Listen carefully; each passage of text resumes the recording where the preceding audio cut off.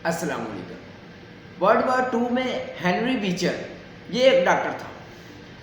جب world war 2 میں بہت سارے لوگ بیمار ہو گئے یا ان کو زخمی ہو گئے تو اس کے پاس علاج کروانے کے لیے آئے۔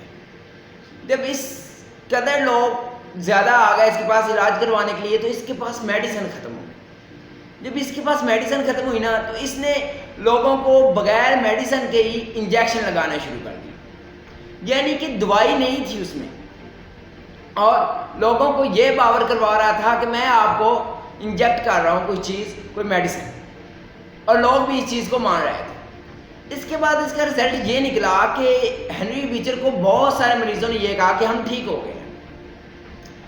اس کی وجہ یہ تھی کہ ان کے مائنڈ نے مان لیا تھا کہ ہاں ہمارے اندر دوائی جو ہے وہ انجیکٹ کی گئی ہے، جس کی وجہ سے، جس کے رزلٹ کی وجہ سے کہ ہم ٹھیک ہو گئے ہیں، ہماری صحت ٹھیک ہو گئی۔ یہی رزلٹ بعد میں کئی دفعہ دہرایا گیا اور مختلف لوگوں پہ دہرایا گیا اور رزلٹ آلموسٹ سیم رہے۔ اس سے ہمیں یہ پتہ چلتا ہے کہ جب بھی ہمارے مائنڈ کسی چیز کو مان جاتا ہے، یقین کر جاتا ہے، تو وہ ہماری باڈی پر اثر انداز ہوتا ہے۔ اس کا ہماری باڈی کو کافی زیادہ فائدہ یا کافی زیادہ نقصان بھی ہو سکتا ہے۔ تو اب ہم کوئی بھی چیز اپنے مائنڈ کو کیسے منوائیں یا اپنے مائنڈ کو ہیک کیسے کریں، یہ اکثر اوقات ہم نے دیکھا گیا ہے کہ آج کل مائنڈ لوگوں کو کنٹرول کر رہا ہے، لیکن ہونا تو یہ چاہیے تھا کہ ہم اس کو کنٹرول کرتے۔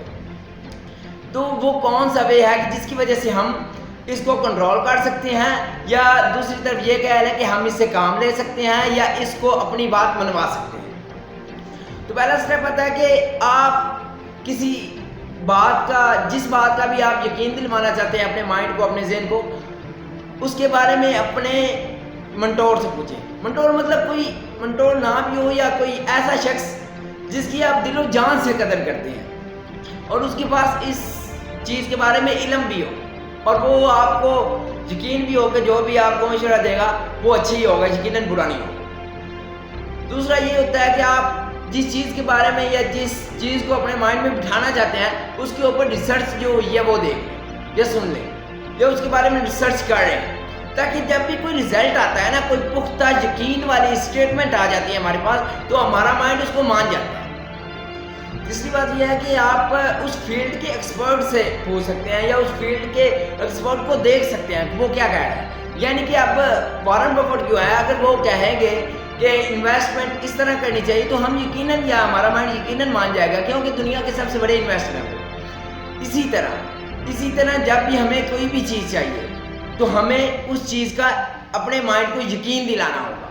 وہ اسٹڈی ہو سکتی ہے، کوئی بھی چیز ہو سکتی ہے، جس کی چیز اپنے مائنڈ کو منوانا چاہتے ہیں اس کو یقین دلوائیں، اور اس کے بہت سے طریقے ہو سکتے ہیں۔